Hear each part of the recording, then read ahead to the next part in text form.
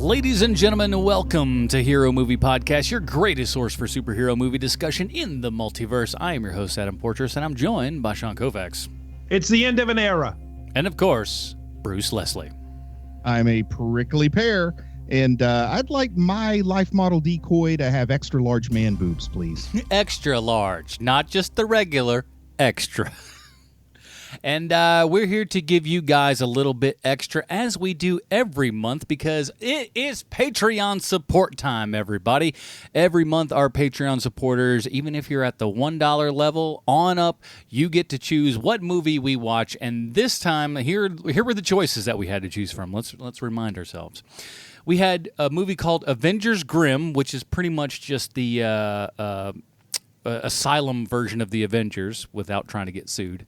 With Little Red Riding Hood. Yeah. We have the Spider-Man live-action TV show. We still haven't covered all that, despite one of the people saying, didn't you guys cover that already? There's more of that out there.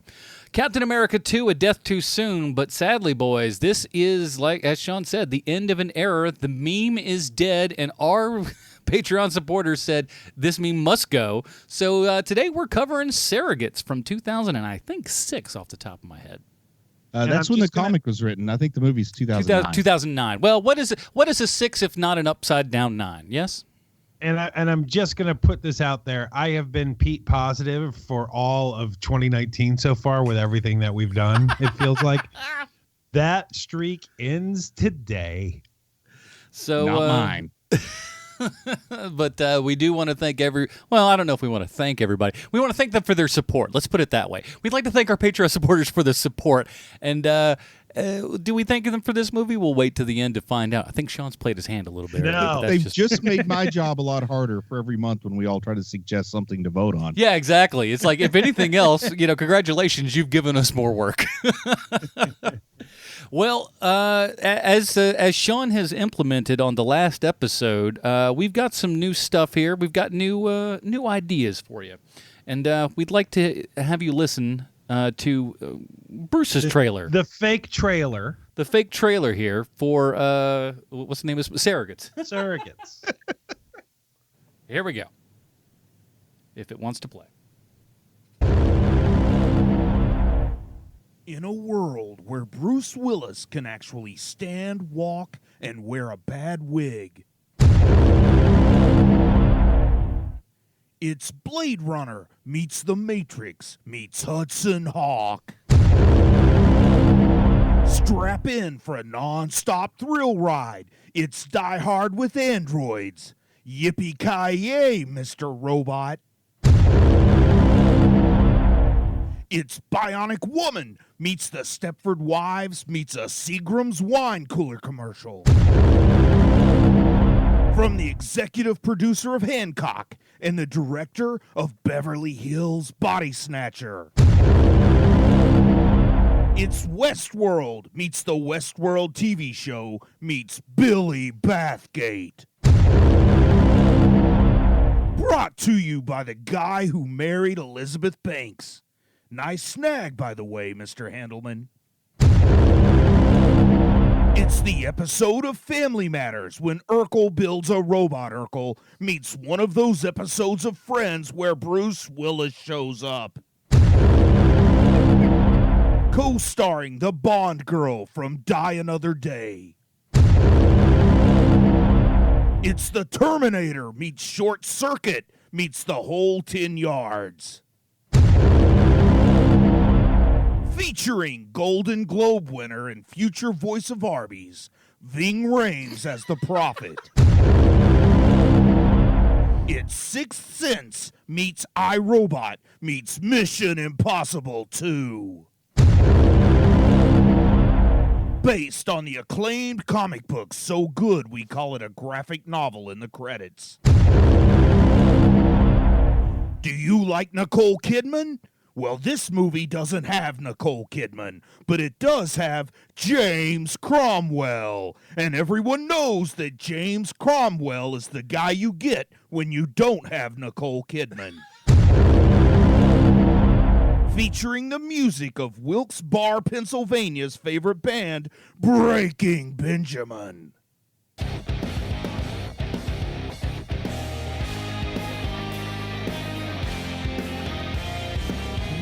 the pulse-pounding adventure that's been called Runaway with less Magnum PI and more moonlighting.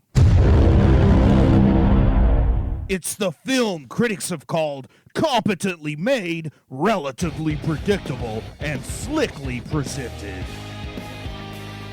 Comic book expert Bruce Leslie says, it's better than the Ed Norton Hulk movie. Surrogates! If you can't make it to the theater, send your surrogate. Hey, Sean. Yeah. How you feeling about that decision you made there now? Well, it bowled me over that Bruce produced something that's like 15 minutes too long, but it's still great. It's still good. you just get there. You get to the halfway point. And you're just like, oh, wait a minute. This is only halfway. You've got to be putting me on. Still going, huh? But it's very good. I do like it a lot. And the best part is it was like, and as everybody knows, you get James Cromwell. That's the best part when you can't get Nicole Kidman.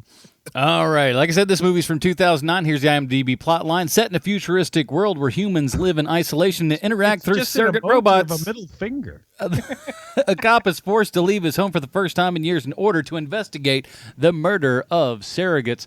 Well, I know you just heard Bruce Leslie talk for the last 45 minutes, but if I could find where my stupid mouse is so I could click the flipping button, just go to your comic book connection. Perfect. The Surrogates is a 2005 comic book series published by Top Shelf and written by Robert Venditti. Robert Venditti is probably better known for his relaunch of Exo Man of War for Valiant about 7 years ago, or being the person who had the unenviable task of taking over Green Lantern after Jeff Johns stepped down for the book. He's also doing the nigh impossible right now by writing a Hawkman comic that takes the character's nearly incomprehensible history and is turning it into something that makes sense. But Surrogates is the series with which he first caught the comic book industry's eye. But before Top Shelf published the miniseries, Robert Venditti was actually working in their warehouse.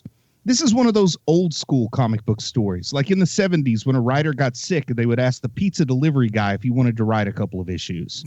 Comics is great for this. Actually, probably the last legitimate creative industry in which this kind of stuff still happens. Heck, I even heard of a guy who was asked to write a story just because an editor liked his podcast. Ain't that crazy? Insane. Anyway, while working in the Top Shelf warehouse circa 2002, Venditti pitched the idea of the Surrogates to publisher Chris Startz, and I imagine the response was something like this. Rob, you're really good at stacking boxes in a semi-organized fashion, so why the heck not? Let's fry this fish. But don't get your hopes up. It's not like they're going to make a movie of it or anything. I mean, we're publishing Alan Moore. Nobody's going to notice you. Wait till they get a load of that Lost Girls book he's working on. Ay, caramba, it's going to land us all in prison, I tell you. End quote. That's right, listeners. It always comes back to Alan Moore. Venditti was inspired to write The Surrogates after reading Indra Senna's book, The Cyber Gypsies, about numerous individuals who lost their spouses or their jobs due to their addiction to the internet and their online personas. In an interview, Venditti said, "It dawned on me that if you were somehow able to create a persona and send it out into the real world where it could go to work for you and run your errands and so on, then you would never have to go back to being yourself," end quote. Now, thanks to both my pharmacy and my grocery store making deliveries now, I'm only a work-from-home job away from living this dream as it is. But set in the year 2054, approximately 99 years after the Fish Under the Sea dance where Martin Barry became a rock superstar, people use surrogates in their daily lives and interactions with one another. And if for some reason you don't happen to already know this, surrogates are androids with this virtual reality interface or something like that. In this city called Central Georgia Metropolis, which I assume must be Atlanta, there's a guy named Lieutenant Harvey Greer who investigates the destruction of two surrogates. It turns out a shadowy individual called Steeplejack hopes to permanently disable all surrogates in order to eliminate people's dependence on them. The anti-surrogate religious leader named the Prophet is a suspect, but the Prophet is later killed by Steeplejack. Greer slowly starts to sympathize with the anti-surrogate sentiment as his investigation continues, and Greer chooses to work the investigation in person rather than via surrogate after Steeplejack destroys Greer's work surrogate. And the investigator later discovers a shocking twist. Steeplejack himself is a surrogate controlled by Lionel Cantor, the inventor of the original surrogate. Lionel designed surrogates as a tool for physically impaired, physically challenged, or handicapped individuals, and he became dissatisfied when they were appropriated for personal use by the non-impaired. Eventually, Lionel successfully disables surrogates throughout the city. Greer later discovers that his wife, a lady named Margaret, who was a surrogate addict, actually committed suicide because her surrogate was disabled. So as you can see, the movie strayed somewhat from the story of the comic, mainly by dodging Ms. Greer's suicide. But I suppose the question remains, did they make the story a little worse or a whole lot worse? Well, I think Sean's already tipped his hand at everything. Put me in, coach. Put me in, coach. All right. Yes. Mr. Koufax, what have you to say about the movie Surrogates?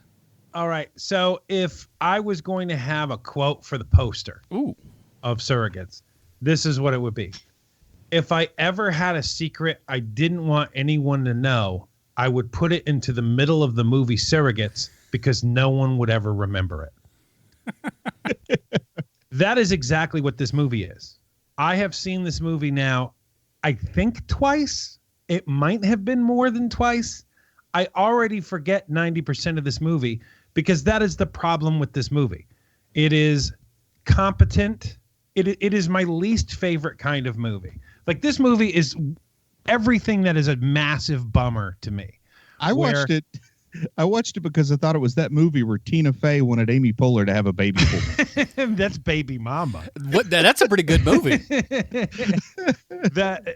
This movie is such a massive bummer to me because it's one of those things where it has all the promise in the world. You know, you have Bruce Willis, who, you know, can go either way on a movie. Mm-hmm. You have pretty cool source material. It seems like hard sci-fi, which I really dig. I usually have a good time with that kind of movie. And every single thing about this movie is a massive bummer. Whether it's how boring the plotting is of this movie, how dour everything is, there is nothing fun about watching this movie at all. And I can't tell you how long it is, but it feels like you're watching it for 7 days. Well, I've got a couple things to say about it.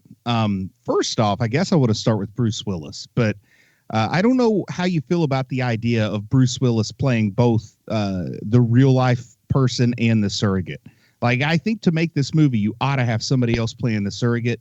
But if you are going to have the same person playing both, how many wigs do you think they tried out before they decided that horrible, like it's about 60% Mo Howard and about like 30% Wall Street, and I don't know what the rest is. Well, I ran out on I think that it's his 12 Monkeys wig. I really do. I think it's his like 12 Monkeys wig, and he was like, "Yep, that's the one I want." Look, I got this one in the trunk of my car. We can just use it. That's yet another problem with this, is that, you know, there is so very little that's different about like the real guy versus his surrogate, that it's laughably terrible. To me, that really, okay, not for nothing, but like, you know, I kind of thought about like their process to how they were doing this and everything, and you're absolutely correct. But you do have to sell that part, and I think you're also correct in that today's Bruce Willis would have had somebody else play that surrogate's role, and he'd have just been sitting in that chair the whole time. I think this is what started that off, and he just went, "Oh, hey, if I got the other guy to play this, I could have just been sitting this whole time. It would have been really sweet." So I think this is where that really started. But I think this is a character thing in a way, just really showing you who this guy is and the fact that he's not doing the surrogate bit for vanity or anything of that particular nature. He wants to still kind of be true to himself. And I think that little tiny root being still in there is something that, you know, kind of helps inform the character a little bit. Is it great? Is like the hair and stuff great? Of course not. That's ridiculous. But the guy's been sitting there in a room for how many years, and there's no difference between him and the surrogate except for his wig. It's and they ridiculous. they really need to do a thing where they have like maybe you have Bruce Willis play the surrogate, but then you need somebody like Skinny Bane to play the actual operator. Or you really got to a make massively or a massively fat person. Basically, Wally has done this far better than this movie it does it. And you know who does it better than that? Neville Dean and Taylor in a little movie called Gamer. And I should have put that in there. It's Gamer meets Wally meets.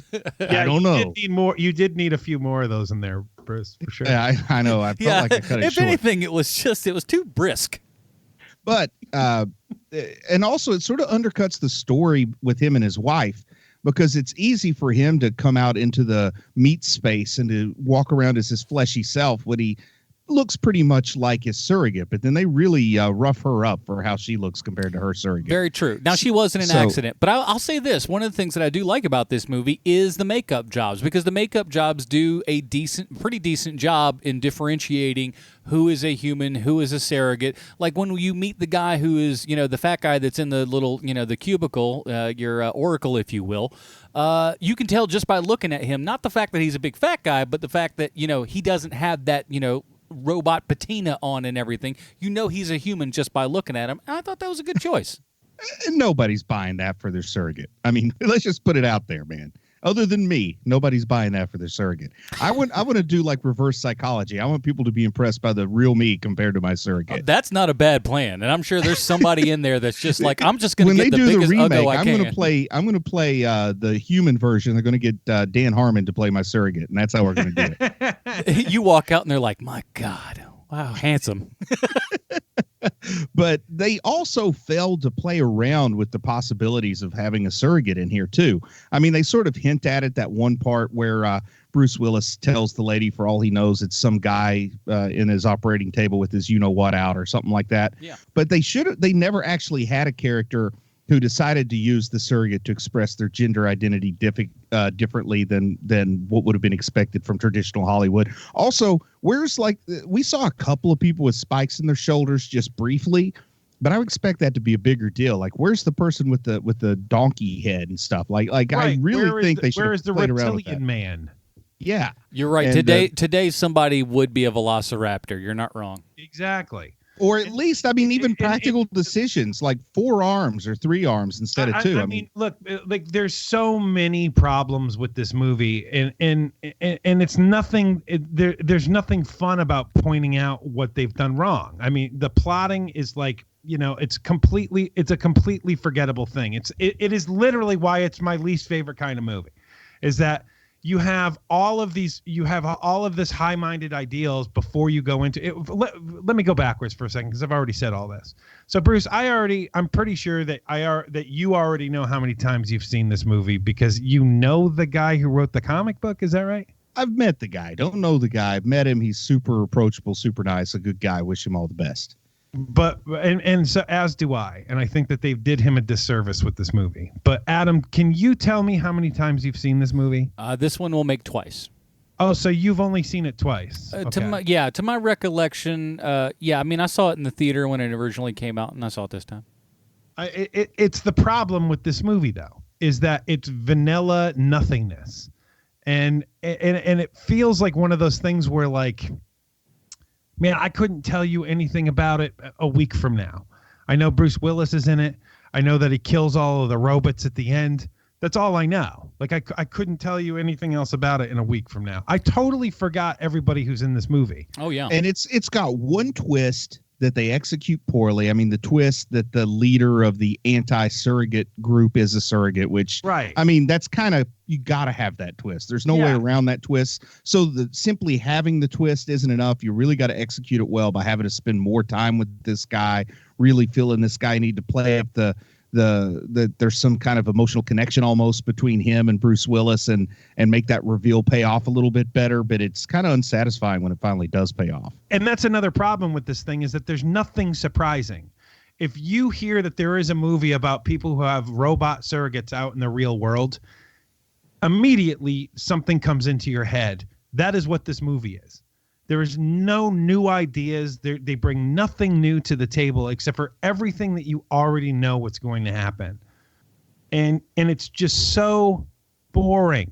And they toy around a little bit with the idea that the surrogates kind of have superpowers. Like there's a scene where the lady's like jumping over cars and stuff. There's a couple of scenes when Bruce Willis's surrogate has its arm ripped off where he's doing some amazing stuff. But for the most part, they don't really play with that. I mean, you could do some amazing surrogate on surrogate battles and stuff, and they don't really lean into that very much either.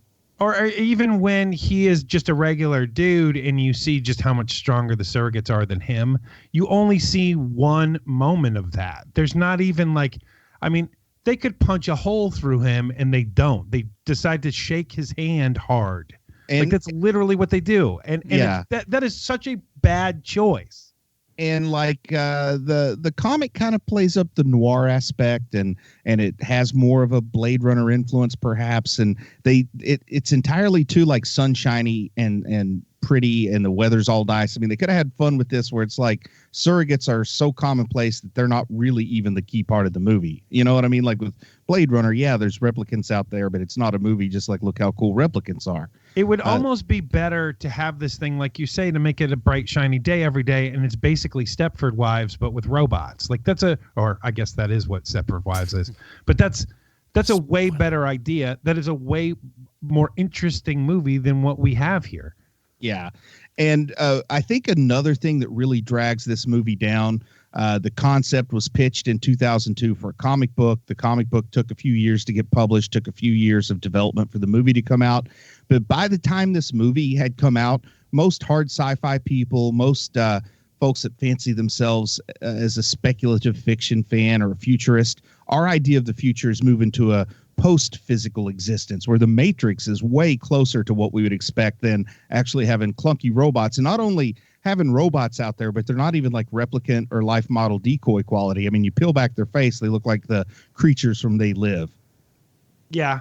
And there's also another aspect to this, which you just reminded me of, which is that anything for the next 10 years, if you don't have a different idea than the Matrix, like you're boned, you're screwed. And there's a bunch of movies and some of them are actually good. Like I think I, Robot is a fun movie. Like there's something interesting and cool about that movie. Or like Minority Report is another one of those movies where you're like, wow, Minority Report is actually secretly a great movie. And even like what makes Westworld and Blade Runner work is the concept of when does sentience occur? Like when do you stop being artificial intelligence and just being intelligence? But they take all that out by having these really just be avatars for people. I mean, this is no different than VR chat, only it's in meat space instead of cyberspace. And who doesn't want to shoot Yul Brynner?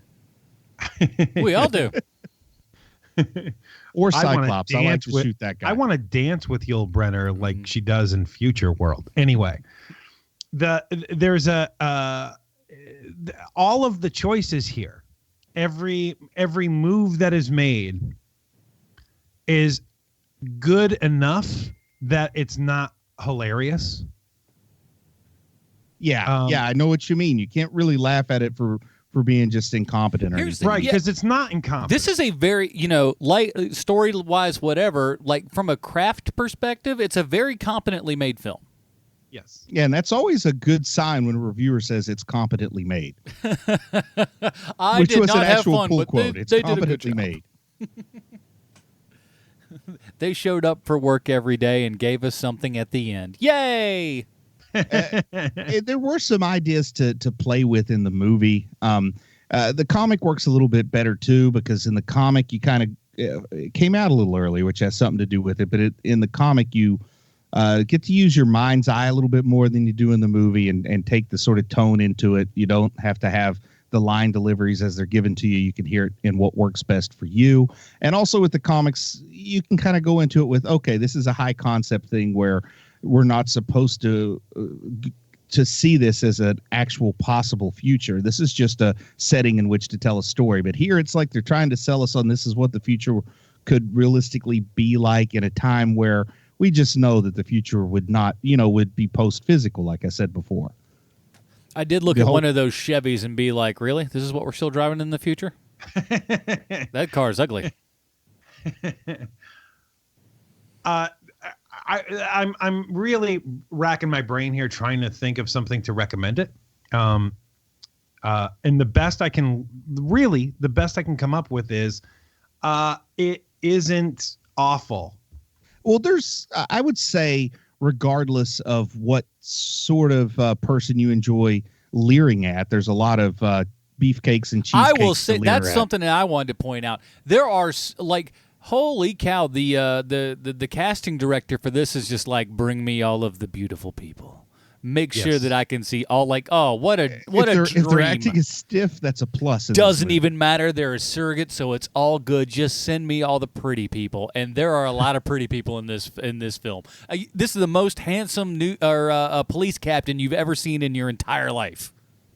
Yeah, exactly. Like, man. they're all usually just grizzled old men smoking cigarettes. You just got this tall, dude that's just like, hello, I'm very just debonair, and you're like, geez. It could have used a couple creepy scenes, like where a surrogate pops their head back and like some weird tentacle like robotic arms come out and I thought you were undo going a to say lock Pez. or something. Or Pez would be good too. Even smaller stuff, like smaller world stuff, like what does a boxing match look like with surrogates? Like, what does a football game look like with surrogates? We have gone beyond all football and sports needs. I mean, they hint at that a little bit. They show us the military version of the surrogates. But then I'm starting to think, if you can have these robots that can go to war and can do the work, do you really even need humans tied to them? Like, couldn't one person maybe operate 10 surrogates to save money or something? Again, like I think that's something that that definitely goes down. It's a good point, and I think it goes down to really just them not ironing out the lore well enough, because that makes a good point. Yeah, it sort of undercuts the story all of a sudden too. But literally, you throw that in, you fix that by just going like, oh, the robots could not, function. We tested it out, and they couldn't function without an actual human brain. Literally, it's like a 2-line solved problem, but you didn't do it. And the comic book really kind of touches on this idea that there can be. I'm trying to think of a good comparison to it, but like there can be a breakthrough in medicine or surgery that helps people that are at a disadvantage, and then people who have money want to go from average to above average rather than trying to fix an actual problem, and it gets appropriated and drives up the cost and makes it more difficult for the folks that need it to get their hands on it. Something like even as simple as Botox falls into that category. That when you're competing with the commercial market, there are folks that can get medical benefits from something. The price is driven up. It all becomes this weird thing. And the comic kind of touches on that. Like, the whole idea of surrogates was so that a paraplegic or quadriplegic person, actually shockingly similar to the plot of Detective Pikachu, but the whole idea is this was something that was created to help people with disabilities, and then it gets appropriated by folks who just think it's a better way to live their lives, and all of a sudden it becomes harder for the folks who really need it to get what they need. Okay, so here's one. Here, I just thought of a good thing about this movie. I just thought of a good one, which is that if you want to know what Ving Rhames would have looked like in Rogue One, in the Forrest Whitaker role, here you go. This is the movie. Take him out of that costume, put him in a cool dashiki. Is what he would have done in Rogue One. Yeah. Yep, I think you hit the nail on the head. I totally forgot he was in it, and that's part of the problem with this movie is that there's a lot of good people in it. Or if you want to know what Ving Rhames would have looked like in the role of Stella in Stella Got Her Groove Back, very similar hair. Also true. Oh, I'd watch that movie so much. Very different movie. Yes, I like it. See, now we found something to recommend. Empowerment. It would be more like the fans of RuPaul's Drag Race. But the two concepts that were played on better in the comics, I think, than in the movie was the whole idea that this was created to help people, and it was stolen essentially by fully able people who just wanted to be lazy. I mean, it would be like if you got some of those things for disabled veterans that help them move their legs when they have issues with their lower legs, and you just got them because you get tired of standing on walking a lot. And here I am using my legs like a sucker. So Adam, name something that you like from this movie.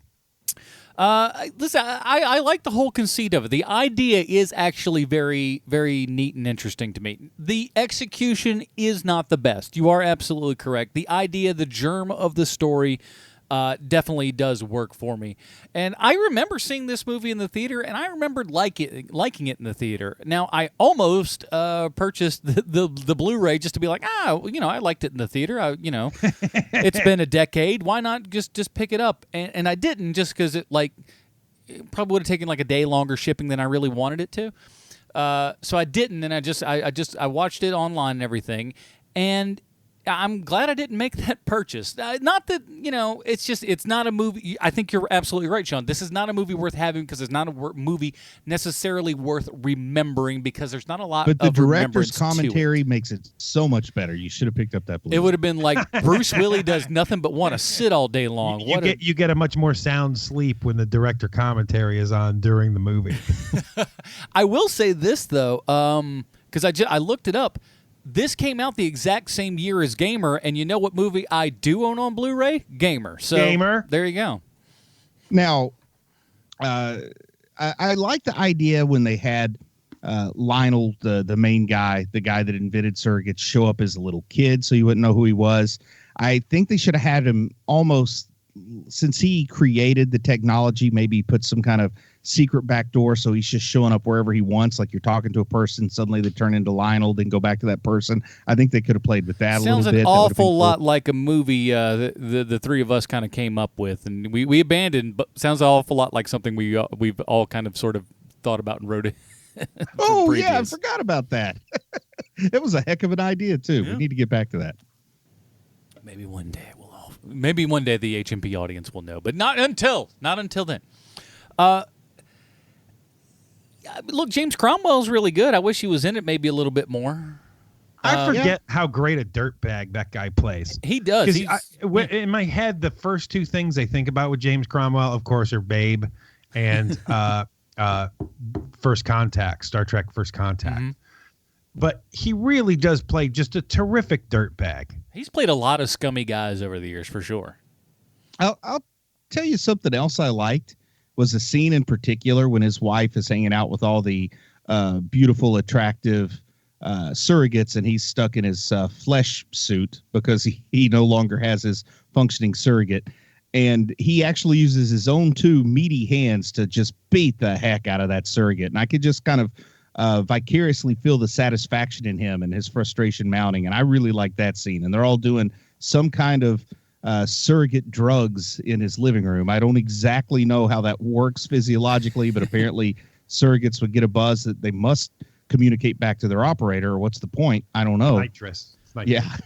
Blue nitrous. It was the blue meth of the surrogate world. It was weird. It looked like a kind of a half bong or something that electrocutes them. It's really bizarre. But I thought that would, again, I think that's an interesting point, a little addition to that story. You don't necessarily need that there overall. You really don't. You can take that out and it doesn't mean anything.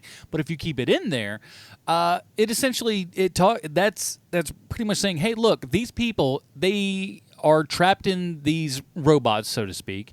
They don't really go out. They don't really feel anything. So, overall, so they have to do this stuff to, raise up the levels and everything. I mean, like when Bruce Willis finally, leaves his house and everything and walks out, they're like, oh, you need something for the anxiety, just on account of you don't know what it's like to be outside. I'm also kind of surprised they didn't, and I'm not saying that they should have, I'm just surprised they didn't give us some kind of flashback scene to the death of the child or try to shoehorn some kind of parallel where the death of the child lines up almost perfectly with whatever the final moral of the story is or something. But they really just let that honestly be in the background rather well. Yeah, they didn't hit it home. They didn't ride it to death for sentimentality reasons or anything, and I thought that was a change of pace from what I think we would normally see. Yeah, but I first time I ever watched this, I really expected the scene to be where either a surrogate was to blame for the child's death or a surrogate could have prevented the child's death, something to explain why the wife had become so addicted to surrogates. That'd be that's like, well, why do people get addicted to, say alcohol? It's because they don't want to feel anymore and they want to just be able to hide behind, Yeah. Exactly. They left a little bit of mystery there, which I think was one good decision they made. Also, the comic culminates with the suicide of his wife because she can't handle life without surrogates. This movie did not earn that ending, so I'm glad they didn't try to go with it. Like, you kind of got to earn that, and I don't feel like they did. Well, we never really spend a lot of time with her proper as opposed to her surrogate, which we are with, 98% of the time, I guess. Yeah, and that's a choice because she hasn't left her operator seat since the child died in the comics. Oh, and also since I saw this movie, Rosamund Pike actually became a star. She wasn't she a star before this? Not to the level we know who she is now. Like back in 2009, she didn't really. Not that I could. Because it was post Bond girl. I always think you get a certain level. Yeah, of but stardom Halle Berry was the Bond girl in that flick. You're right, man. You're right. I mean, let's not kid ourselves here. That's the one walking out in that bathing suit and all that jazz. That's what people wanted. She put the jinx on me, I tell you. Indeed. Ving Rhames, you're right. He's absolutely underused. I wish that character would have been developed more. You do, I guess. They could justify it in their staff meetings and stuff, going like, well, there is the switcheroo, and you don't want to spend too much time with this. But I thought the overall idea of Cromwell's character actually, piloting this one, and I thought that was pretty cool. I've created this thing to help humanity, and this feels like something that very much could happen. I mean, nuclear bomb. I've created something that can help humanity, and it dooms it. I would have liked to spend a little more time with the Prophet, with Ving Rhames. And I don't know if the folks that were in charge of making this movie would have had the talent to execute it. But if we'd spent a little time, there could be some of those subtle clues. So after you've seen what he is and you go back and watch it the second time, you're like, oh, I totally missed that, but I should have seen it. But I think they would have telegraphed any kind of clue that they tried to put in. And it's very interesting how we have very little proselytizing from the Prophet. We don't hear a whole bunch. I will say this. I agree with what you're saying, Sean, that it's very tap water in that, you can, if you're really pressed, say that tap water might be better from this faucet than it is from that faucet or something. But at the end of the day, very forgettable. But it's not boring. There's no point where I'm watching it and I just wanted it to be over. I totally disagree with you. I think they've got, for me at least, they've got some action. They've got some effects. Some of the good effects. Well, the bad effects aren't laughably bad. I'll just put it that way. The concept kind of struggles. I think they really had a hard time telling a story with it. I mean, but I wasn't bored. There's always something happening. There's always a direction you're going. And that's the whole thing. That is the biggest problem with this movie, is that there is not a single thing that is surprising about this movie. There's not a twist or a turn where you're like, oh, wow, at least there's that. There's not a single moment where you're like, oh, hey, I wouldn't have thought of that. Oh, that's neat. There isn't a moment in this movie where you just think to yourself like, oh, okay, yep. That they earn their money there with that. There's none of that. It feels like and first to me that draft. Is the most boring thing in the world. Is that you can have okay effects, you can have okay acting, but it doesn't matter if nothing is surprising. I fell asleep twice trying to watch this movie. I did have a couple of pauses and walked away, just like, well, I'm going to go stretch a little bit and, this, that, and the other. So I wasn't completely enthralled. But, while you're in the theater, you can't really. I watched it straight through at home with no problem, which isn't something I'm always able to do these days. So I always felt like there was enough going on to kind of try to follow it. They put a tiny bit of mystery in it, though not a lot. And, I really like the part where Bruce Willis's surrogate has the big action scene with the dreads where his arm gets blown off and there's some fighting there. And I liked it at the end when the lady's like leaping over whole cars and stuff. I really felt like it wasn't boring me at all. Most of that's done pretty well. And and that's my point. It's all okay. It's okay. Yeah, I'm agreeing with you in that regard that it's not memorable, but it's also not some of those movies that are just feel like I'm looking at a picture instead of a motion picture sometimes. Well, but to me, like I love when someone really shoots for the moon and it's terrible. I prefer that to this. It's and you guys know this about me at this point. Give me Cloud Atlas every single time versus this. Boy. You know, like there's something about Cloud Atlas where it's just like, oh my God, I can't believe they're going for that. That's cool. Oh, Holly Berry, one of the most beautiful women in the world, is playing an old Chinese man. Oh, all right, that's cool. You know, like they're at least with that, you're like, what are we doing? Why are we here right now? Like I like having those moments. Even in a movie that's terrible like Cloud Atlas, whereas something like this, if I can write out every plot detail, like a quick synopsis of what's going to happen in this movie, hand it over to someone else. We watch the movie, and at the end, everything that I put there is there. That is not a good movie. That is an awful, boring movie. And yes, it's competently made. Ooh, you could do a game of bingo with it. So is a Saturn. Man, I used to love Saturns. I had a Saturn SUV. Hey, that Saturn Sky died before the company the company died before that Saturn Sky, which was like a good-looking car, and they were like, "Well, nope, that's it. You know, we made a nice, good-looking sports car. Now we're closing doors." It was the American Miata. No kidding. But wow, I think we've covered like this plot in a lot of detail.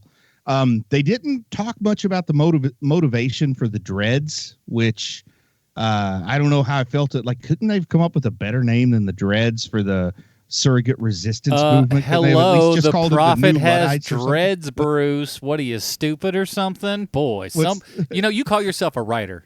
All about the haircut, huh? Yeah, listen, if he would have had a buzz cut, it would have been the buzz cuts.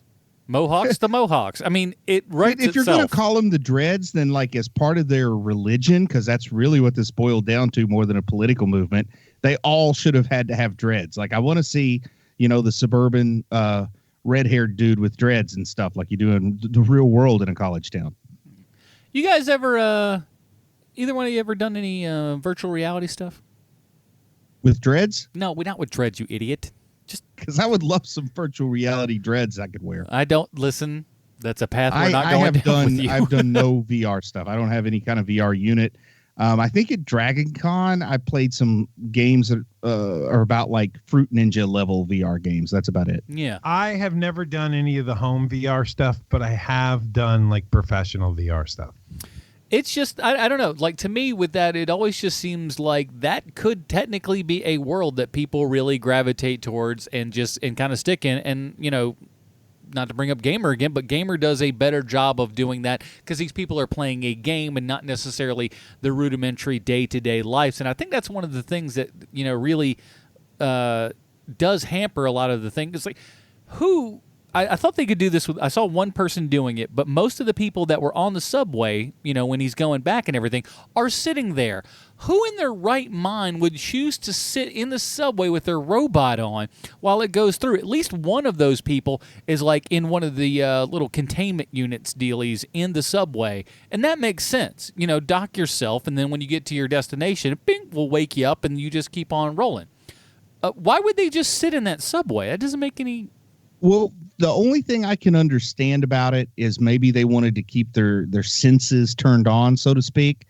And perhaps they actually do get some kind of familiarity from sitting. I wouldn't say that it's any relief from fatigue or an energy thing. Mm-hmm. But if you have the sensations turned on, you're just in the habit of sitting. And the subways are already built with seats in them.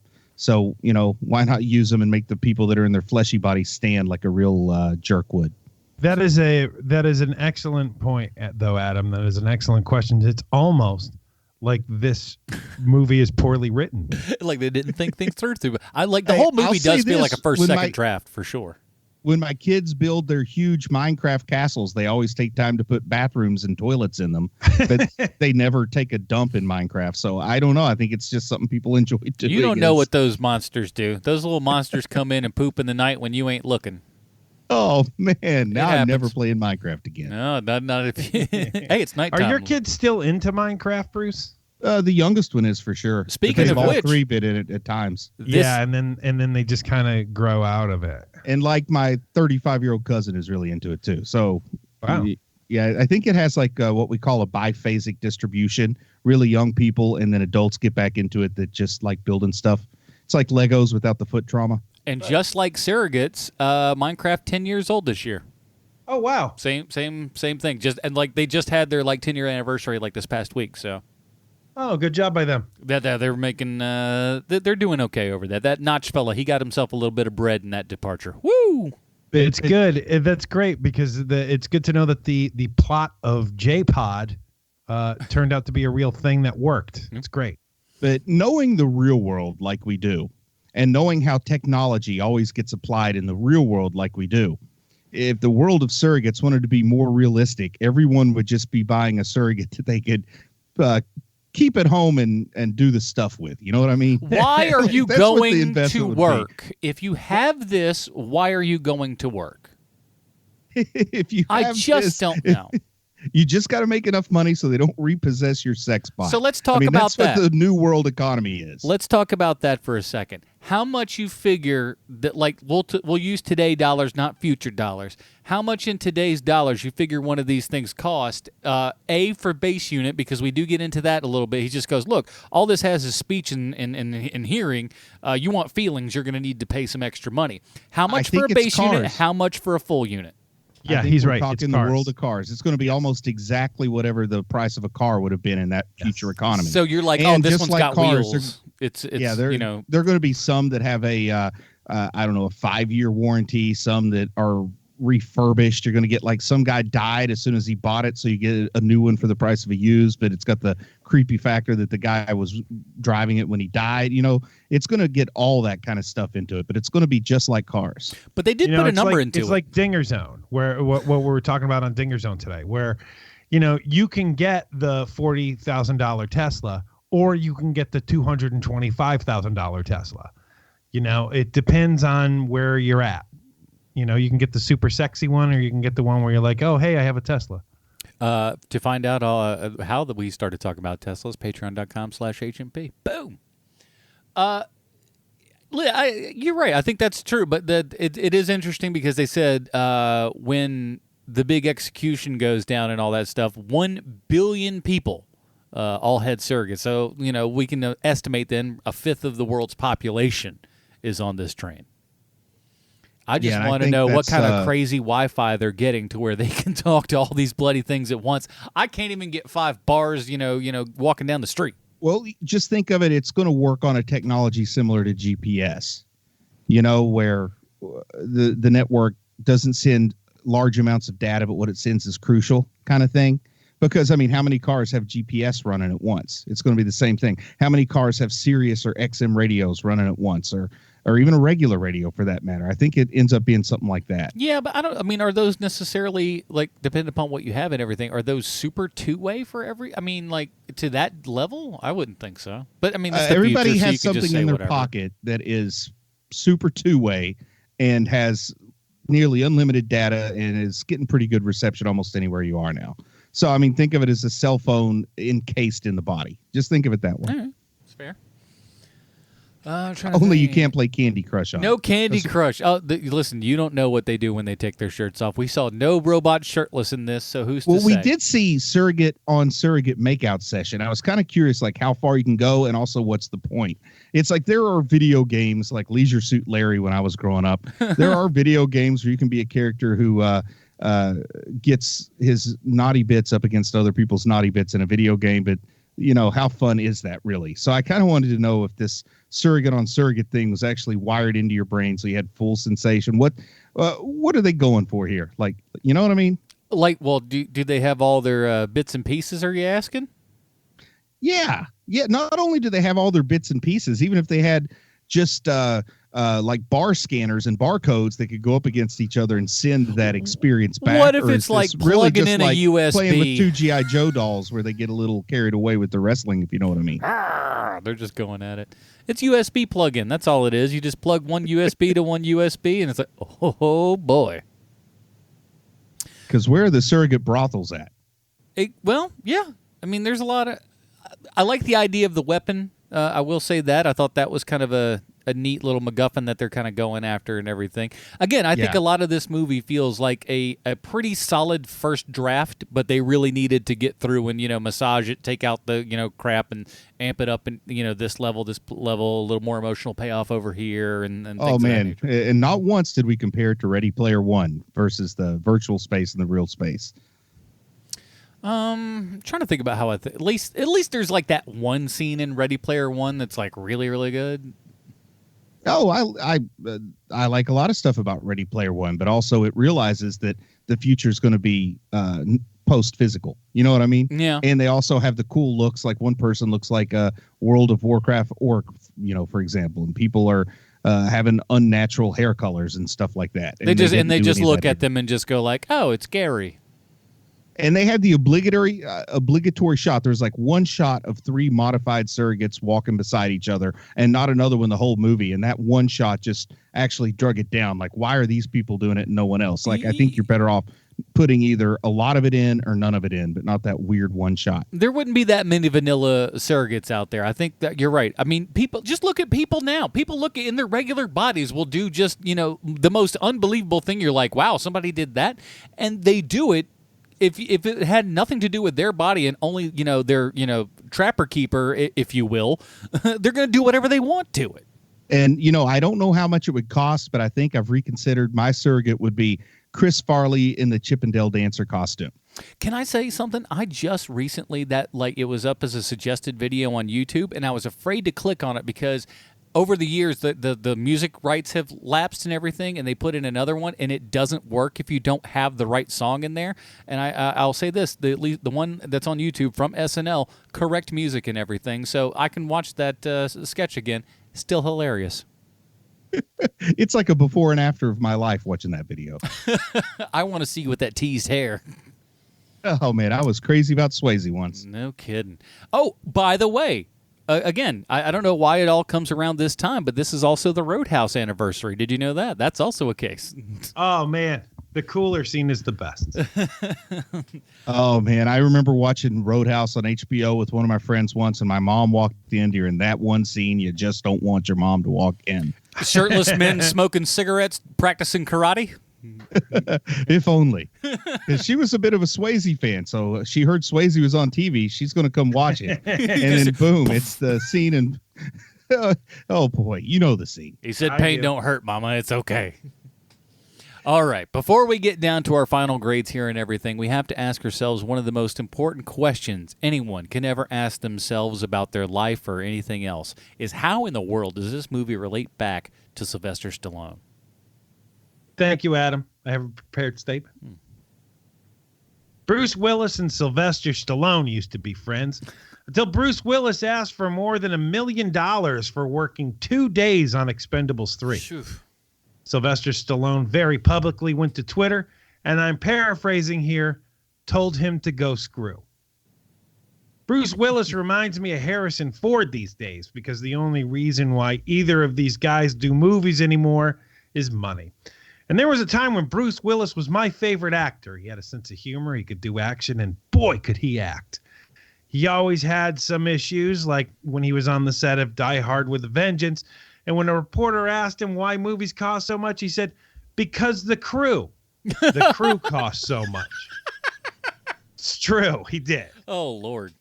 Bruce himself was making upwards of $10 million for that movie, so when the crew got wind of his comments, one of the fine people who worked behind the scenes of that movie took the liberty of taking a giant dump on the hood of his car. Nice. Bruce Willis would then go on to make The Last Boy Scout. And from experience, let me tell you, to a teenage boy, it's the greatest movie ever made. The bad guy in that movie not only gets pushed off the side of a building, but he also falls into the spinning blades of a helicopter. No sequel for that guy. Bruce Willis and Damon Wayans get beat up by the inventor of Scrabble. Oh, what a wonderful movie to a 13-year-old boy. So to see Bruce Willis today and what he's turned into, making movies that seem to premiere in Redbox, barely performing in movies like Surrogates, and seeing him mentally going through boat catalogs in his head while acting, is like watching the later seasons of Arrested Development. It looks like the thing that you like, but it's actually a dead thing that shouldn't exist anymore. It makes me admire actors like Robert Redford all the more. When Redford got older, he didn't just hop from garbage movie to crap project because of the money that they paid him.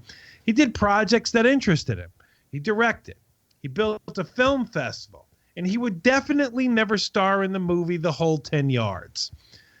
Maybe Bruce Willis will care again someday, and maybe he turns things around, but it's really weak sauce seeing him in garbage like this. And if I were a betting man, I'd take the under. And there you have it, HMPers. This week's Stallone Connection is Bruce Willis. Thank you. I'm Sean Koufax. Thank you. I actually saw Robert Redford in a movie, I think it was last year, called The Old Man and the Gun. It was actually pretty good. But you're right, Robert Redford chooses those things a little bit more wisely. But he's a prickly fella. If you read a lot of the backstory about how all Sundance happened and stuff, it's a wild and crazy time, but it's good.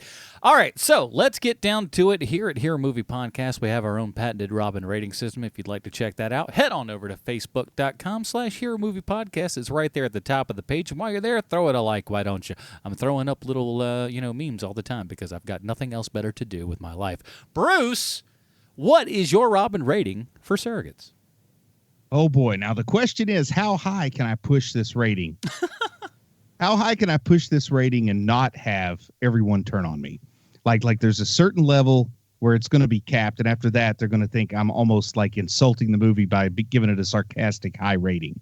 And the thing is, I have to tread that tightrope carefully, because if we know one thing, we know that the Surrogates fandom out there is one that will turn on you and make your life rabid. If you say the wrong thing. I think it's just you, Bruce. Well, if it's just me, then I'm gonna go ahead and say it's just enjoyable enough to make this right on that gray area between Damian Wayne and Tim Drake for me. All right, Sean, what do you got? Jason Todd. This is absolute garbage. It's the worst thing we've seen all year. It's not even close. This is the worst of the worst, because at least when you see something that's crap, it's fun to watch because it's crap. This is not fun to watch. Thankfully, I will never have to see this thing again. Jason Todd. Hey Bruce, do you think he didn't like this movie? I'm good at hiding. I just can't wait till Surrogates 2 comes out in 2022. Are you super stoked? I'll just go on. If they ever try to remake Surrogates, and I hope they do, at least there'll be an actor in it who isn't sleepwalking through it, and they might have an actual surprise in the movie. I will say Surrogates, the TV show on Epix 2022. That might listen. A TV show for this might work better than a movie would. But you're right. Bruce Willis is just zombie walking his way through this movie. He does not. Again, it's just like, don't you have emotions? We've seen you have emotions in movies. We know that they're there. If you'd never done it before, it'd be a different story. But we've seen it happen. So it's very confusing as to why it doesn't work. But I think I'm obviously a little bit more with Bruce here. I don't think I'm going to go up quite that high, but this is in the Damian Wayne category for me.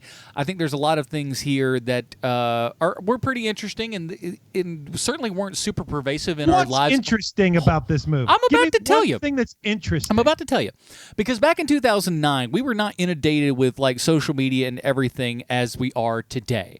And today, that is what people use as an escape for their lives, for something that they don't do. They don't communicate with humans anymore. They're only doing it via... Are you trying to tell me, Adam, that you don't think that this whole thing is just an allegory for social media? Because that is exactly what this movie is. Well, right, but it wasn't like 2009 and 2019 are still a very different swath of stuff in there. And listen, I've gone through things both with family members and other people that I've had relationships with, very close relationships with, that have been lost to things of this nature. Not necessarily social media per se, but online endeavors and things of that nature. And so I've literally seen stuff like this happen, and people not willing to go anywhere else and do anything else but the thing that they like doing and the thing that gives them joy.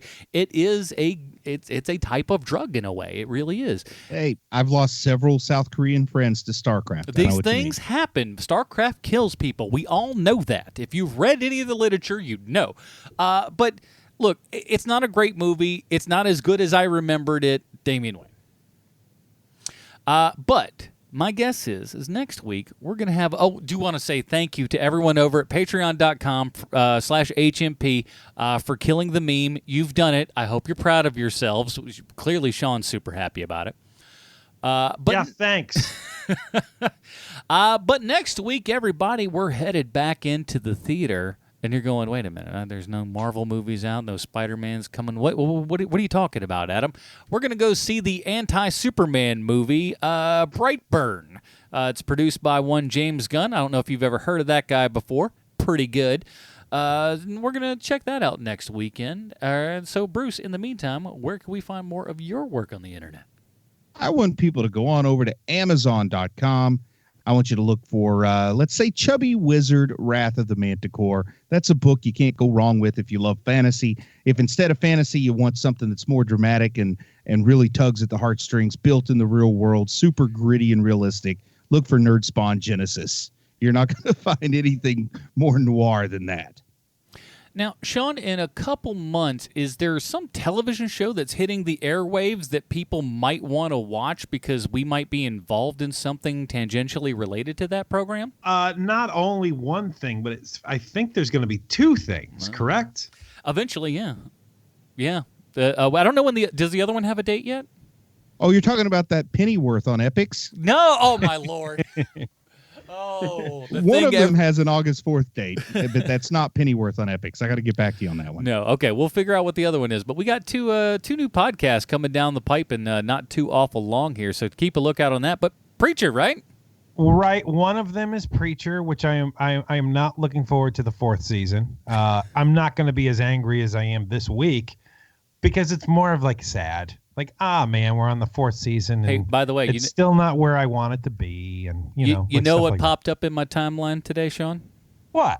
The anniversary of our trip to New York to see that Preacher premiere. New York trip. Not too bad. I was just like, man, today's just kind of like it was popping off all these remembrances and stuff. It's pretty man, cool. that's cool because you know what I just found out recently too is that because I took the train from New York to Philadelphia because I had to go to a wedding, and literally everyone who I have said this to, I'm sorry, I just found this out. There's like 3 or 4 people, and when I bring this up, and they go, "Oh, you took the best train you can possibly take," because the train from New York City to Philadelphia is like an awesome ride, and it doesn't take very long, and there's no stops. It's like directly to Philly. That's where all the Roots dudes do. I don't know if they ride the train, but they make that commute every week. And man, I'll tell you, like my experience on that train, it was like, man, this is even better than taking a plane because a plane would have taken longer to get there. Huh. With all the taxiing and stuff, I'd imagine. Yeah, that makes sense. Yeah, it was great. So head to New York City, everybody. Don't know if you've heard of it. New York City. Check it out. New York City to Philly. That's where my salsa's made. New York City. All right, everybody. That is it for this week. Join us next week for Brightburn. For Sean Koufax, Bruce Leslie, I'm Adam Portrais. Stay super, everybody. Bye, Marty and Eve.